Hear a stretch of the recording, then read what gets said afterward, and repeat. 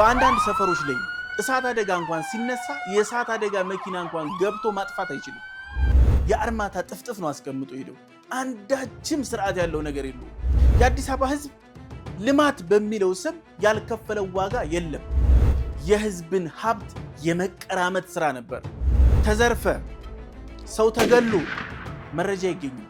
መሃል አደባባይ ላይ መንገድ ላይ በብቸኝነት ለወጣቱ የቀረበው ሱስ ነው።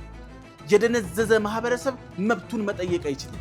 የመዝናኛ ቦታዎች አማራጮች ሲመጡ ለካ ወጣቱ ፈልጎ አይደለም ጫት ቤትም መጠጥ ቤትም ያገኘ ነው። ኮንዶሚኒየሞቻችንን ብንመለከት ከፍተኛ የጥራት ችግር አለባቸው። ኢህአዲግ እንደ ካርቶን የደረደራቸው ኮንዶሚኒየሞች መሬት ላይ ነው የምናገኛቸው። ለለፋተኞች የማይገኝ ለደላሎች ደግሞ ተራ ካርታ እቃቃ መጫወቻ ጭምር ነው። ጩኸት በሰፊው የሚለፈፉት ስፖንሰር አድርገው ነው ያለፉበትን ገንዘብ እንደ ቀልድ የሚያፍሱበት ስለሆነም ጭምር ነው።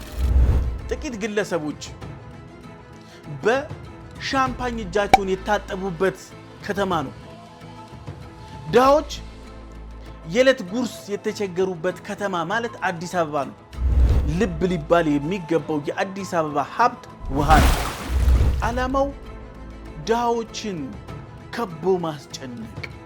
ትሰበራለህ። የሚፈለገው እሱ ነው። ምክንያቱም ባንተ ችግር ባንተ ቁስል ስለሚነገር 22 ፎቁን አቁሟል። እሱ ያለው መቀሌ ነው።